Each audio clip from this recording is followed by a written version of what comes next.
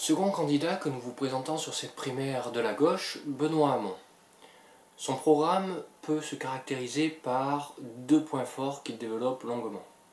Le premier, c'est une vision de la démocratie française rénovée, c'est-à-dire qu'il veut aller sur une sixième république qui va impliquer plus les citoyens et qui va enlever, entre guillemets, du pouvoir aux hommes politiques traditionnels. Le deuxième pilier important de son programme, c'est l'écologie. Il en fait un axe fort, notamment pour le développement économique du pays et donner des solutions à ce développement ainsi qu'aux problèmes sociaux. Car pour lui, environnement et social sont intimement liés. Développons à présent son programme.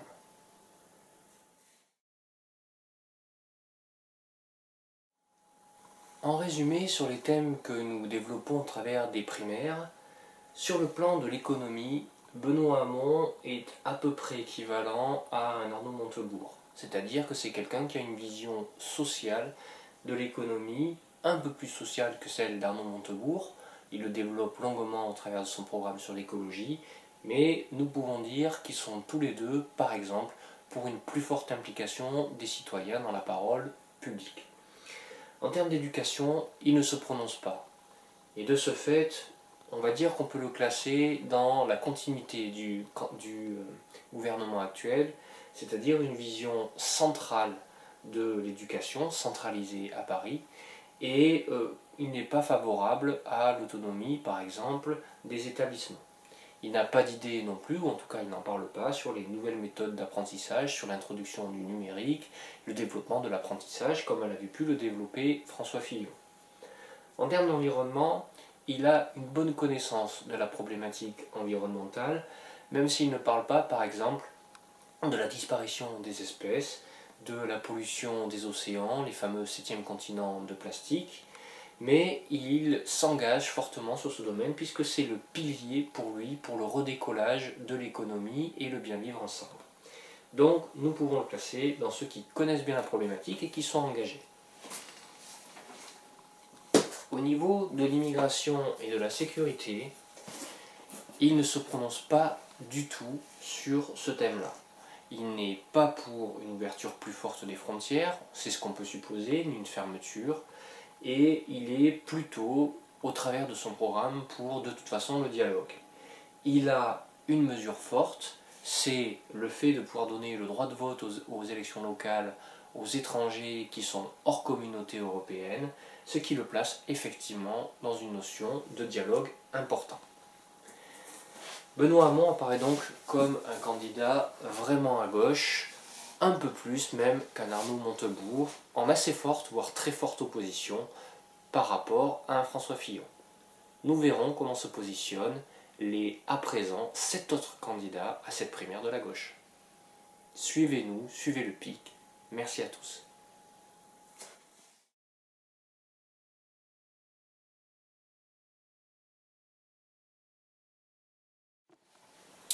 Premier thème fort de Benoît Hamon, la gouvernance. Il souhaite sortir de la 5e République parce qu'il trouve qu'elle est à bout de souffle et que la concentration des pouvoirs entre les mains de quelques hommes, professionnels de la politique, est un problème. Il veut impliquer plus les citoyens dans le contrôle et la décision des lois. Il parle donc d'une 6e République et il souhaite que ce soit validé par un référendum dès le deuxième tour des législatives de 2017. Premier point, il veut donner donc les moyens à chacun et chacune de peser sur les grands débats. Et là, il parle d'un 49.3 citoyen, par exemple, pour que 1% du corps électoral, 450 000 électeurs, puissent soumettre une loi au Parlement. Il veut, deuxième point, renforcer le contrôle des citoyens sur la vie démocratique. Par exemple, lors des campagnes électorales, il demande à ce que les candidats soient transparents sur la liste de leurs grands donateurs. Troisième point, il souhaite développer la participation citoyenne à la conception des lois. Exemple, il souhaite permettre aux citoyens d'écrire une loi ou des lois de manière collaborative et de les proposer avec des amendements citoyens. Quatrième point, il souhaite réformer le Parlement pour qu'il soit plus représentatif et qu'il ne soit plus un simple godillot, entre guillemets, du gouvernement.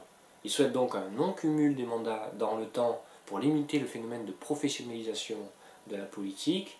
Il veut que le 49.3, l'article 49.3, soit restreint au seul projet de loi de finances et de financement de la sécurité sociale, par exemple. Il veut encadrer plus les ordonnances également. Nouveau point, il souhaite moderniser le rôle du président et mettre fin à ce qu'il appelle la monarchie républicaine. Pour cela, il veut développer le contrôle parlementaire sur les grandes décisions présidentielles.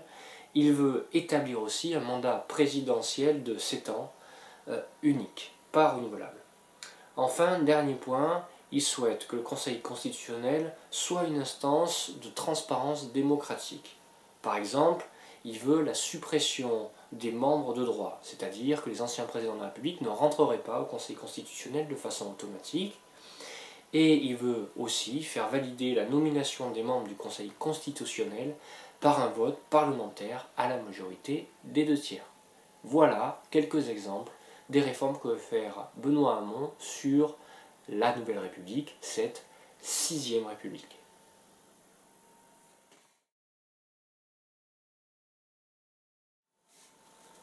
Sur le plan économique, Benoît Hamon s'appuie beaucoup sur l'écologie. Il a malgré tout des propositions qui sont hors sol, entre guillemets, par rapport au thème de l'écologie que nous allons détailler rapidement. Il souhaite, par exemple, de base, une forte intervention de l'État sur l'économie, ce qui est l'inverse de ce que proposaient les Républicains dans leur grande majorité, voire dans leur totalité. Idée pour la création d'un revenu universel d'existence. Il souhaite restreindre le libre-échange. Il veut nationaliser des établissements ou les établissements bancaires. C'est un grand défenseur d'une nouvelle forme d'économie sociale et solidaire, en tout cas c'est ce qu'il dit, et il défend l'idée, par exemple, d'une retraite à 60 ans sans augmentation de la durée de cotisation, et il veut l'abrogation de la loi travail. Pour ce qui est de la liaison entre économie et écologie, on peut la résumer ainsi. Le programme économique de Benoît Hamon s'appuie sur le développement d'une économie environnementale, rendant la France championne et fer de lance des pays développés dans le domaine. Il veut ainsi avoir une meilleure qualité de vie pour les citoyens, et pour lui, écologie, économie et questions sociales sont intimement liées. Mais développons sa vision de l'écologie.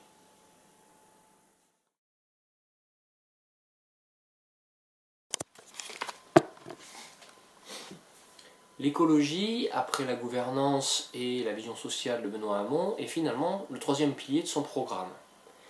Il trouve que la COP21 est une réussite, bien sûr, mais qu'elle est freinée aujourd'hui par des grandes puissances. Il dit que notre tolérance est coupable vis-à-vis des industries polluantes et qu'elle profite à ceux qui, de toute façon, auront les moyens de maintenir leur cadre de vie et qui tirent ainsi profit de notre inconscience. Il ne souhaite pas que la gauche ait à choisir entre protection de la planète et progrès social. Il souhaite que environnement et nouveaux modèles de développement aillent de pair. Pour cela, il va organiser une grande conférence nationale écologie, prévention, protection, santé, 6 mois après la présidentielle. Il veut aussi constitutionnaliser les biens communs, c'est-à-dire l'eau, l'air, les ressources naturelles, et il veut développer une démocratie environnementale qui permette aux citoyens de décider de l'utilisation de ces biens communs. Point concret, il souhaite un vaste plan de rénovation énergétique des bâtiments publics et privés sur le quinquennat. Dans ce cadre, il a 3 priorités. Il veut réhabiliter thermiquement les logements sociaux, accompagner les initiatives du secteur privé et donner des aides qui soient conditionnées au recours à des artisans labellisés.